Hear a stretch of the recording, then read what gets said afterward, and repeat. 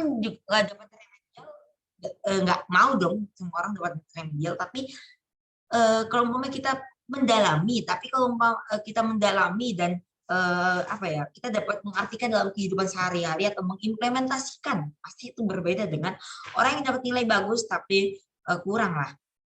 Makanya banyak orang yang bilang orang pintar atau ranking 1 di sekolah itu nggak apa ya, nggak ada jaminan buat dia hidup enak atau hidup sukses. Aku bukan buat merendahkan apa gimana ya. Oke, aku lanjutkan. Sistem pengetahuan. Setiap suku di Indonesia memiliki pengetahuan tentang alam sekitar, flora, fauna, tubuh manusia, sifat dan tingkah laku manusia, ruang dan waktu, benda-benda, zat, dan bahan mentah. Sistem kemasyarakat, ya pada masyarakat tertentu ada yang dinamakan sistem kekerabatan, yaitu sistem matrilineal, yaitu garis keturunan ibu di Padang, Sumatera Barat. Terus ada patri, ingat aja mama, pak, papa, udah gitu aja. Patokanku gitu. Kalau matrilineal itu ya berarti mama. Kalau mau patri ya lineal berarti papa. Garis keturunan bapak di Batak, Medan, dan Sumatera Utara. Terus ada bilenial, gabungan antara keduanya yaitu laki-laki dan perempuan dapat hak waris. Hak waris dilakukan secara adil dan musyawarah. Terus ada organisasi sosial seperti sekolah, panti asuhan, atau rumah sakit. Terus kekayaan sumber daya alam. Yaitu sumber daya alam yang berlimpah, sumber daya manusia yang cukup, letak geografis, dan iklim yang baik. Sebagai negara berkembang dari agraris menuju industri. Tunggu.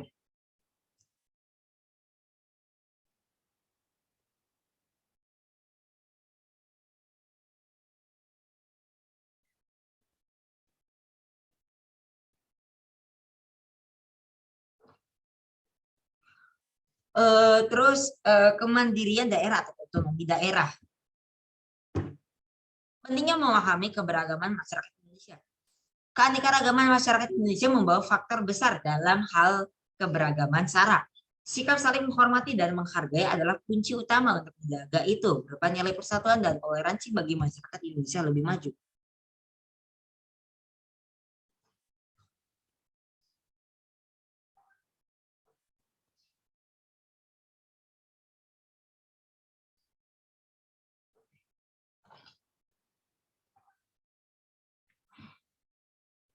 Terus toleransi terhadap keberagaman norma dan sara.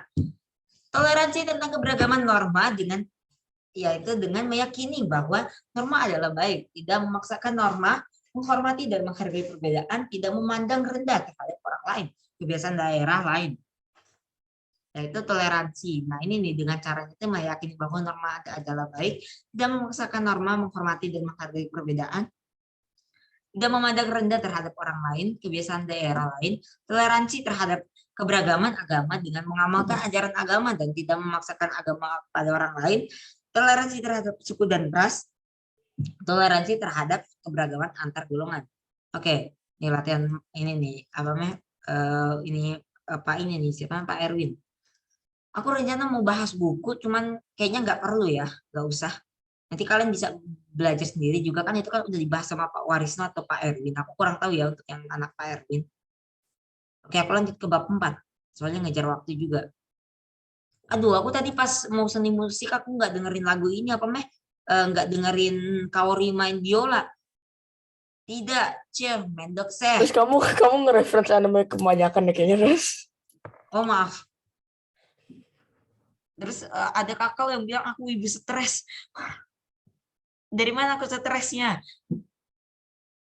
Aku masih normal. Oke, aku lanjutkan. Keberagaman masyarakat Indonesia dalam bingkai Bhinneka Tunggal Ika. Tuan, kayaknya aku harus nyaramin diri lagi deh. Aku udah nggak normal. Oke, PPKN Pak Warisno sebenarnya sama Pak Erwin. Makna Bhinneka Tunggal Ika. Sejarah tentang Bhinneka Tunggal Ika tak akan terlepas dari lambang negara kita, yaitu Garuda Pancasila. Garuda Pancasila, akulah pendukungmu. Patriot proklamasi, sedia berkorban untukmu. Pancasila dasar negara, rakyat adil makmur sentosa, pribadi bangsaku. Ayo maju, maju, ayo maju, maju, ayo maju, maju. Dalam peraturan pemerintah atau PP nomor 66 tahun 1951 pasal 1 menjelaskan mengenai 3 bagian yang terdapat dalam lambang negara, yaitu burung Garuda dengan menengok dengan kepalanya lurus ke sebelah kanannya. Perisai berupa jantung yang digantung dengan rantai pada leher Garuda. Semua yang ditulis di atas pita yang dicengkram Garuda. Udah itu aja. Terus penjelasan pasal 46 dan 47. Pasal 46 UU nomor 24 tahun 2009 menyatakan yang dimaksud dengan Garuda Pancasila adalah lambang yang berupa burung Garuda yang sudah dikenal melalui mitologi kuno. Burung yang menyerupai Raja Wali. Garuda menggambarkan bahwa Indonesia adalah bangsa yang besar, negara yang kuat. Maksud dari perisai adalah tameng yang melambangkan perjuangan dan perlindungan diri untuk mencapai tujuan. Pasal 47 UU nomor 24 tahun 2009 menyatakan yang dimaksud dari sayap Garuda berbulu 17 yaitu berbulu 17, ekor berbulu 8, pangkal ekor berbulu 19 dan leher berbulu 45. Adalah lambang tanggal 17 Agustus 1945 yang merupakan waktu proklamasi kemerdekaan Republik Indonesia. Terus keberagaman dalam masyarakat Indonesia. Wilayah negara Indonesia terbentang dari Sabang sampai Merauke. Selain itu, Indonesia juga memiliki ribuan pulau. Di pulau-pulau tersebut berdiam penduduk yang beragam suku, bangsa, bahasa, budaya, agama, dan adat istiadat dan keberagaman lainnya. Secara keseluruhan, jumlah pulau di Indonesia sekitar 17.508 buah pulau. Indonesia termasuk negara kepulauan terluas dengan luas wilayah sampai 5.193 juta kilometer persegi. Dan jumlah penduduk yaitu sekitar 228 jiwa. Cuman di sensus tahun 2021 udah 270 juta jiwa. Jumlah ini menjadikan Indonesia termasuk dalam kategori bangsa besar. Tapi masih berkembang.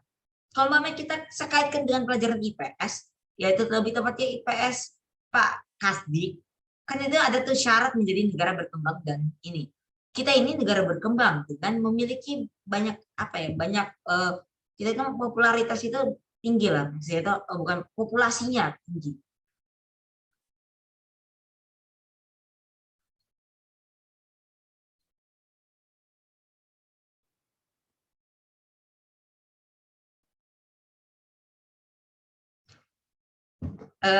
Terus tapi kita itu masih tertinggal jauh pendidikannya.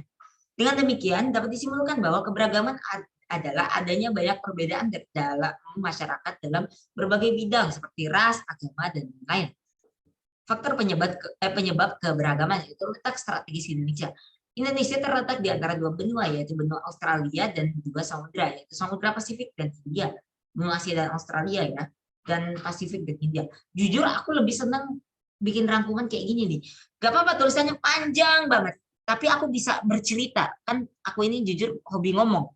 Walaupun dulu aku nolep pas SD, cuman sebenarnya aku hobi ngomong. Cuman aku nggak punya teman. Jadi aku suka ngomong sendiri. Ketawa pun juga ketawa sendiri. Kayak gini kan aku lagi ketawa sendiri. Ketawa sama komputer. Maaf nyindir. Ya emang aku hobi nyatir. Cuman jangan sampai aku jadi pesatir handal. Oke, aku lanjutkan ya.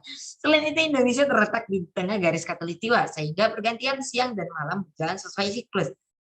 Tapi kalau kita kaitkan lagi ya, nggak ada. Kita bener sih, kita ngomong sendiri. Aku ngomong di sini itu ngomong sendiri. Walaupun ada orang yang nyaut, tapi aku tetap ngomong sendiri. Aku ngomong kepada laptop atau monitor, gitu. Terus perbedaan kondisi iklim.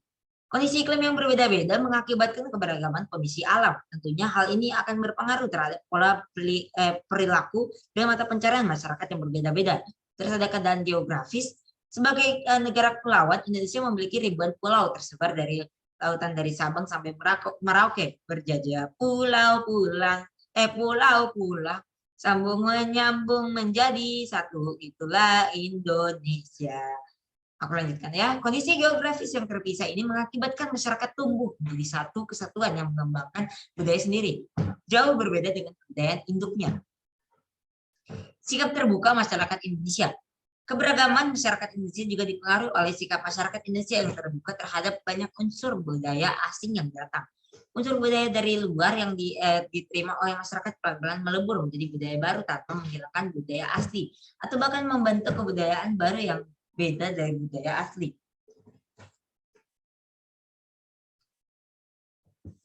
Terus keberagaman suku.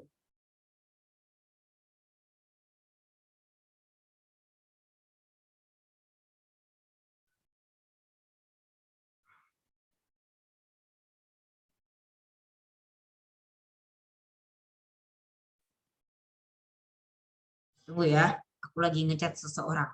Iya, enggak, aku ngechat anak 7F. Sans, aku bukan ngechat crushku. Oke, aku lanjutkan. Karena itu tadi basa-basi. Suku bangsa adalah, maaf, ini keberagaman suku bangsa. Suku bangsa adalah sekelompok manusia yang terikat oleh kesadaran dan identitas kesatuan kebudayaan. Menurut Konjarang Ningrat, suku bangsa adalah kesatuan hidup manusia yang memiliki sistem interaksi, norma, kontinuitas, dan identitas sama. Menurut Hildegard, ini nggak gitu ya menyebut namanya. Hildegard, lebih dari 300 suku bangsa mendiami wilayah Indonesia. Sementara menurut C. van Vollenhoven, ada 316 bangsa. Adapun menurut M.A. Jaspan, Indonesia memiliki 366 suku bangsa. Keberagaman budaya. Budaya berasal dari bahasa Sanskerta, yaitu budaya, yang merupakan bentuk jamak dari budi, yang berarti budi dan akal. Maka dari itu tadi itu ada tulisan budi strip akal. Nah, itu arti budaya. Dalam bahasa Inggris, budaya diterjemahkan menjadi culture atau kultur dalam bahasa Belanda. Culture dan kultur berasal dari kata kolere, yang berarti mengerjakan, mengelola, mengembangkan, dan menyuburkan tanah. Dengan demikian kita dapat simpulkan bahwa kebudayaan adalah kegiatan manusia dalam mengelola alam. Itu arti lain budaya. Terus keberagaman budaya yaitu ada sistem mata pencaharian. Setiap masyarakat pasti memiliki mata pencaharian yang berbeda yang menunjukkan kehidupan keberagaman masyarakat Indonesia tidak yang berbeda untuk menunjang kehidupannya. Keberagaman masyarakat Indonesia tidak terbatas sebagai petani, peternak, dan penambang. Sistem masyarakat, yaitu ada sistem kekerabatan, adalah unit sosial yang terdiri dari beberapa keluarga yang mempunyai hubungan darah atau perkawinan. Terus ada organisasi sosial. Organisasi sosial adalah perkumpulan orang-orang yang dibentuk oleh masyarakat. Organisasi sosial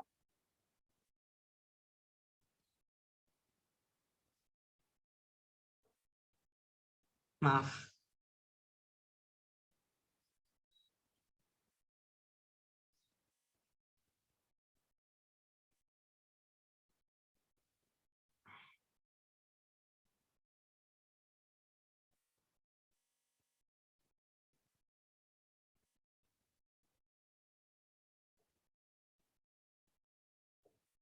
Oke, terus ada sistem masyarakat, yaitu sistem kekerabatan. Adalah unit-unit sosial yang terdiri dari beberapa keluarga yang mempunyai hubungan darah atau perkawinan.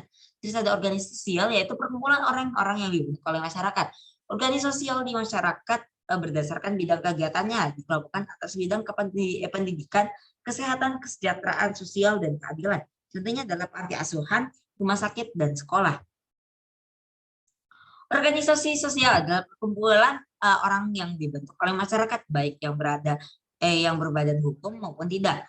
Fungsi organisasi sosial adalah sebagai sarana partisipasi masyarakat dalam pembangunan organisasi sosial. Maaf. Jadi fungsi organisasi sosial itu adalah sebagai sarana partisipasi masyarakat dalam membangun. Terus kalau organisasi sosial adalah perkumpulan orang-orang yang dibentuk oleh masyarakat, baik yang berbadan hukum maupun tidak.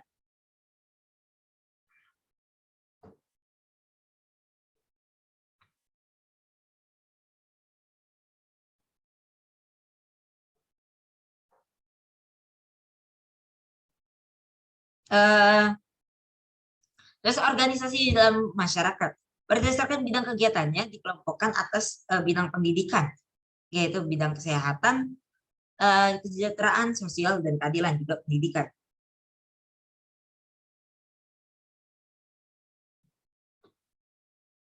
Terus sistem teknologi.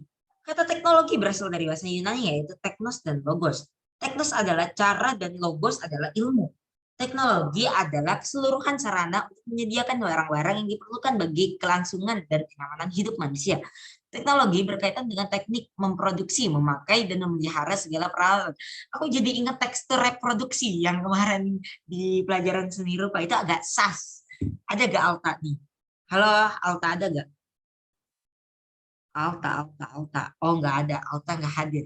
Soalnya kemarin dia ngesas bareng aku. Makasih ya yang udah join pembelajaranku. Aku benar-benar terima kasih. Domo arigatou gozaimasu. Maaf. Oke, teknologi berkaitan dengan teknik memproduksi, memakai, dan memelihara segala peralatan. Sistem teknologi yang digunakan oleh manusia antara lain alat-alat produksi, wadah, tempat tinggal, senjata, pakaian, perhiasan, makanan, dan transportasi. Karena kita lagi belajar bahasa Indonesia, PPKN, jadi aku bilangnya terima kasih. Terima kasih banyak karena sudah hadir. Kalau aku belajar pakai bahasa Inggris, maka aku say thank you for, nggak tahu, participate atau apalah, aku nggak tahu, participate. Aku nggak tahu, ya Allah, semoga besok nilaiku di atas 80, amin. Terus bahasa. Bagi bangsa Indonesia, bahasa memiliki kebanggaan tersendiri. Indonesia memiliki 706 bahasa daerah. Indonesia memiliki persatuan, yaitu bahasa persatuan, yaitu bahasa Indonesia yang digunakan untuk berkomunikasi dengan orang lain yang berbeda suku atau daerah. Terus kesenian. Menurut Konjraningrat, seni adalah keterampilan dan keahlian untuk menciptakan dan mengekspresikan hal-hal yang indah dan bernilai. Jika dilihat dari ekspresi hasrat manusia akan keindahan, ada dua lapangan besar dalam kesenian, yaitu seni rupa. Seni rupa yaitu kesenian yang dapat dinikmati dengan mata. Seni rupa terdiri dari patung, relief, rias, lukisan, dan gambar. Terus seni suara, yaitu kesenian yang dapat dinikmati dengan telinga, contohnya seni vokal, instrumental, dan sastra. Terus sistem pengetahuan atau ilmu.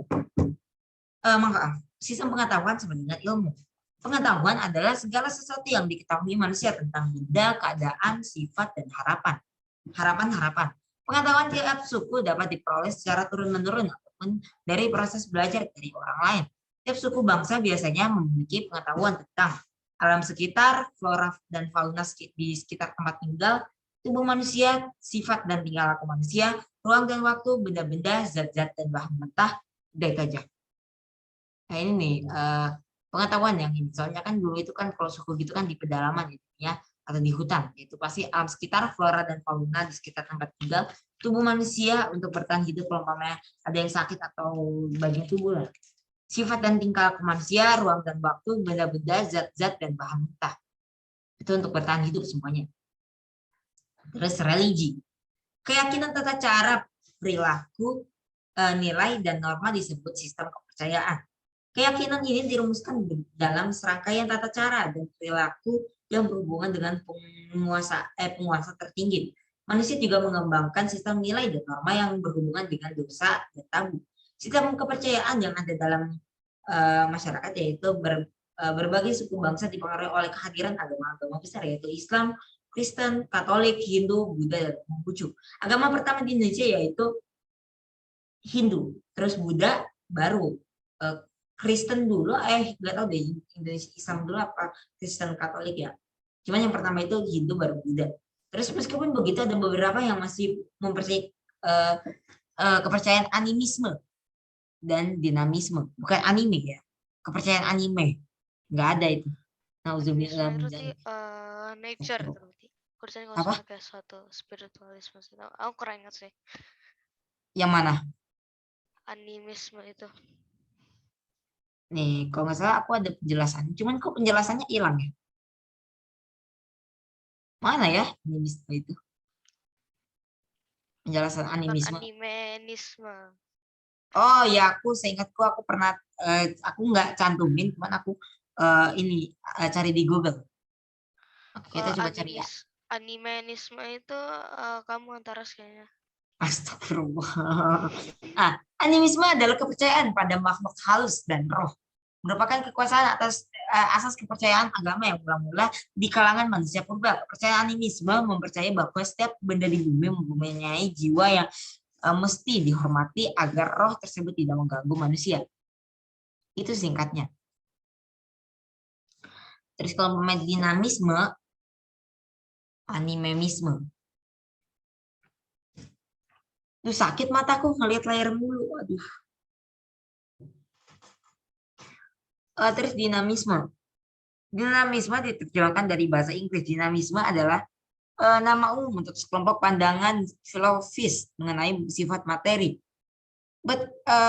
Betapapun berbeda dengan mereka, berbedanya mereka dan hal-hal lain. Semua pandangan ini sepakat dalam membuat materi pada dasarnya terdiri dari unit-unit substansi kekuatan yang sederhana dan tidak. Ini kayaknya salah. Ini baru yang benar. Kepercayaan yang menganggap pohon dan batu besar memiliki kekuatan gaib disebut dinamisme, atau kayak umpamanya ada penunggunya di pohon apa namanya, di pohon, bukan di pohon anggrek, di pohon apa sih yang besar itu, beringin gitu. Dinamisme berasal dari bahasa Yunani yaitu dynamos. Dinamisme adalah kepercayaan bahwa benda-benda di sekitar manusia mempunyai kekuatan gaib. Terus ras nih. Ras adalah sekumpulan manusia yang memiliki kesamaan dan ciri-ciri fisik bawaan. Ras berdasarkan fisik, ada warna kulit, postur tubuh, jenis rambut, mata, dan hidung. Terus keberagaman disebabkan oleh yang pertama perkawinan campuran atau amalgis dan faktor geografis. Terus ras di Indonesia itu ada 3, yaitu ras Mongoloid, ras Melanosoid, sama ras Kaukasoid. Sebenarnya ada 4 sih ini, sama ras Asiatik Mongoloid, cuman ini nyempil nih. Nah, oke, kita bahas dulu ras Malayan Mongoloid. Ras Malayan Mongoloid berada di daerah Sumatera, Jawa, Kalimantan, Bali, Sulawesi, dan NTB. Kalau ras Melanosoid itu ras yang terdapat di Maluku, NTT, dan Papua. Terus ras Asiatik Mongoloid seperti etnis Tionghoa, Jepang, dan Korea yang tinggal menyebar di seluruh Indonesia. Terus ras Kaukasoid. Ras Kaukasoid terdiri dari keturunan orang India, Timur Tengah, dan Amerika, dan Eropa. Itu Kaukasoid. Jadi ada Malayan Mongoloid, Melanosoid, Asiatik Mongoloid, dan Kaukasoid. Kalau mau Asiatik Mongoloid itu ya gampang lah. Ingat aja orang Jepang, orang Cina, orang Korea, itu orang Asia Mongoloid, Asiatik Mongoloid. Ini aku bukan rasis atau diskriminasi, tapi itu salah satu contohnya supaya kita lebih paham. Mungkin ada orang yang paham cuma baca, oh iya itu toh. Tapi ada juga orang yang butuh buktinya supaya paham. Contohnya aku kalau mau apa-apa itu butuh bukti atau butuh aku lihat langsung lah. Kalau memang aku nggak lihat langsung, ya mana aku tahu. Terus pentingnya memahami keberagaman masyarakat Indonesia. Keberagaman masyarakat Indonesia hendaknya jangan dijadikan sebagai pembeda, tapi dijadikan sebagai aset kekayaan yang mempersatukan bangsa. Terus sikap toleransi dan menjunjung tinggi ketuhanan bangsa di Indonesia di atas kepentingan pribadi harus diutamakan agar bangsa ini tidak terjerumus dalam konflik yang menimbulkan perpecahan. Sikap saling, soalnya kalau mau udah pecah itu udah bahaya. Sikap saling menghormati budaya perlu dikembangkan agar kebudayaan kita yang terkenal tinggi nilainya itu tetap lestari, tidak terkena arus negatif yang datang dari luar yang dapat mengancam jati diri kepribadian bangsa. Terus melestarikan kebudayaan nasional harus didasari dengan rasa kesadaran yang tinggi, tanpa adanya paksaan dari siapapun, dan harus dilakukan oleh segenap bangsa Indonesia tanpa memandang perbedaan ras, suku, golongan, agama, dan status sosial. Terus toleransi terhadap keberagaman norma.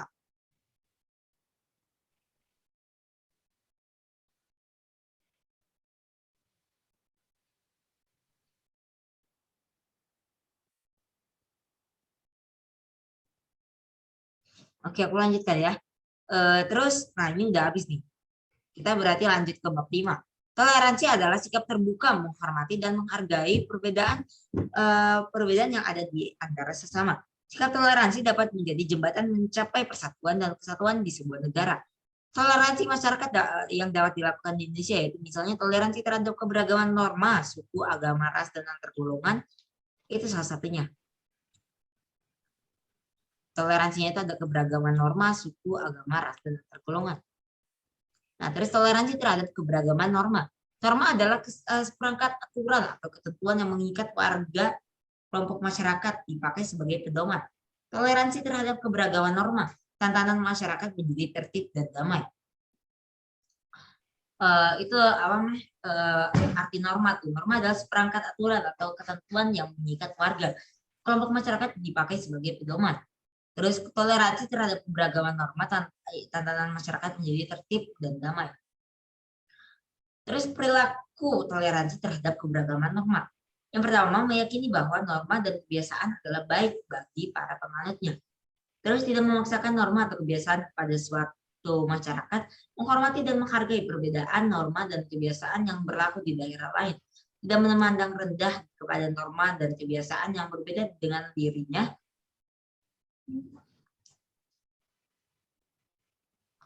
Terus toleransi terhadap keberagaman agama. Kebebasan memeluk agama diatur dalam pasal 29 ayat 2 UUD Negara Republik Indonesia tahun 1945 yang berbunyi, negara menjamin kemerdekaan tiap-tiap penduduk untuk memeluk agamanya masing-masing dan untuk beribadah menurut agamanya dan kepercayaan itu. Pasal tersebut memiliki makna bahwa negara menjamin kebebasan warga negara untuk menganut dan mengamalkan ajaran agama dan kepercayaan masing-masing. Toleransi antar umat beragama dapat menumbuhkan sikap hormat dan menghormati antar pemeluk agama. Hal ini akan menciptakan suasana yang tenang, damai, dan tentram dalam kehidupan beragama, termasuk dalam melaksanakan ibadah sesuai dengan agama dan keyakinannya.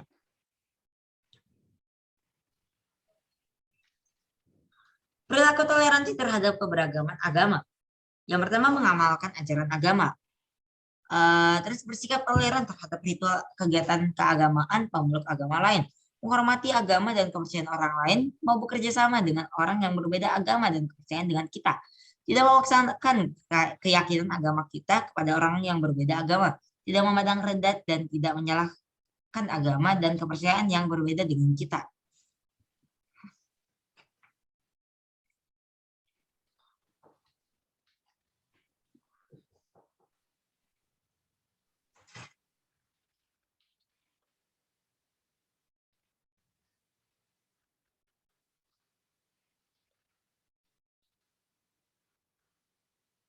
Singkatnya gitu sih.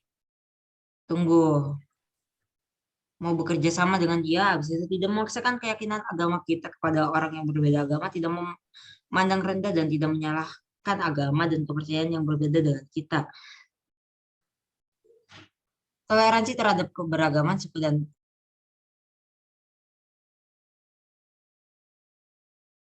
suku, bangsa, dan ras. Tiap suku, bangsa, dan ras memiliki hak dan kewajiban yang sama dalam memajukan Indonesia ke arah yang lebih baik. Kita harus saling menghormati dan saling menghargai keberagaman suku dan ras di Indonesia.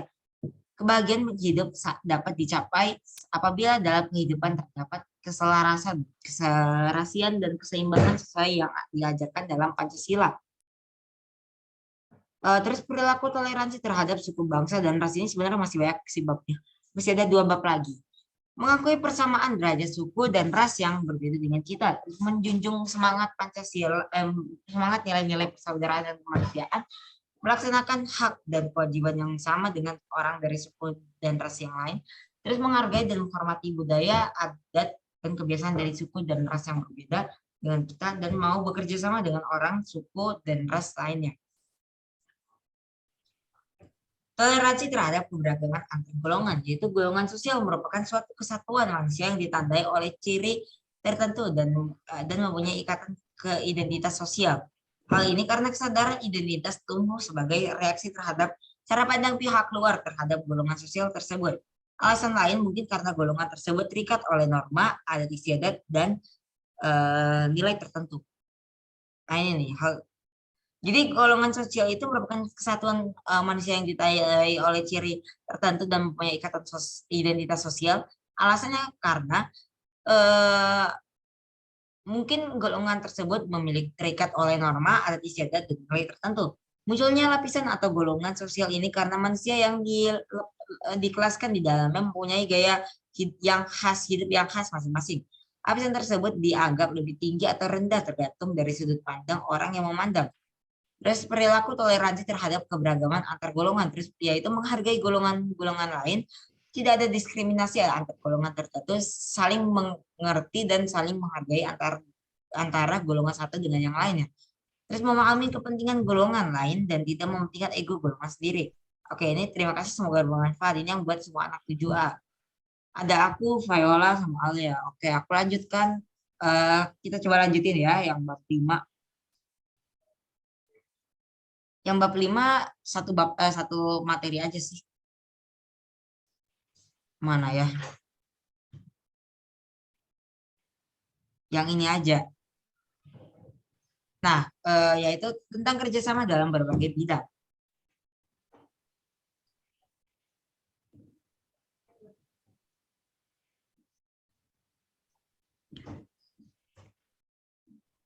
Ini aku lanjut ya. Yang pertama ada kerjasama. Kerjasama merupakan kegiatan atau usaha yang dilakukan oleh beberapa orang, lembaga pemerintahan, dan sebagainya untuk mencapai tujuan bersama. Nilai kerjasama mendorong bangsa Indonesia untuk menjunjung persatuan dan kesatuan.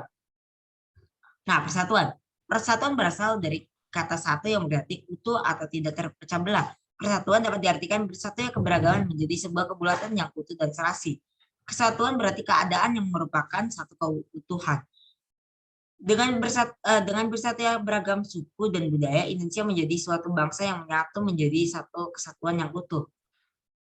Pentingnya kerjasama. Kerjasama memang penting dalam kehidupan bersama. Pentingnya kerjasama antara lain adalah kerjasama dalam membuat pekerjaan akan terasa lebih ringan, terus membuat pekerjaan lebih cepat selesai, membuat tujuan yaitu dapat tercapai dengan efektif tujuannya, terus dapat menyadarkan masyarakat untuk mendahulukan kepentingan umum, dan yaitu dapat memupuk tanggung jawab sosial. Itu pentingnya kerjasama. Terus ada juga untuk meningkatkan rasa setia kawan, memupuk rasa kebersamaan, mempererat tali persaudaraan, menciptakan kerukunan, dan menumbuhkan rasa persatuan dan kesatuan. Pembangunan sosial. Pembangunan sosial merupakan rangkaian upaya pembangunan yang berkesinambungan yang meliputi seluruh aspek kehidupan masyarakat, bangsa, dan negara untuk melaksanakan tugas mewujudkan tujuan nasional sebagaimana dirumuskan dalam pembukaan Undang-Undang Dasar Negara Republik Indonesia tahun 1945. Tujuan pembangunan nasional. Tujuan pembangunan nasional tercantum dalam pembukaan UUD 1945 alinea keempat, yaitu melindungi segenap bangsa Indonesia dan keseluruhan tumpah darah Indonesia, memajukan kesejahteraan umum, mencerdaskan kehidupan bangsa, ikut serta dalam melaksanakan ketertiban dunia yang berdasarkan kemerdekaan, perdamaian alami, dan keadilan sosial.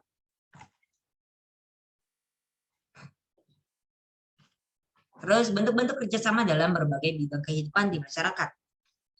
Yang pertama ada gotong royong. Gotong royong menjadi cara hidup masyarakat Indonesia sejak sebelum kemerdekaan. Inilah bentuk kerjasama khas Indonesia.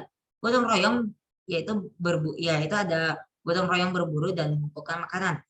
Bentuk gotong royong ini sudah ada ribuan tahun yang lalu ketika masih masa berburu hewan liar. Sebelum berburu, masyarakat melakukan musyawarah, menyepakati rencana kerja, dan menyiapkan alat. Mereka berburu bersama dan membagi hasil buruannya sama rata. Tradisi ini berlanjut hingga saat ini, misalnya di Melambu pada masyarakat Tolaki. Jadi nama kerja gotong royong itu Melambu.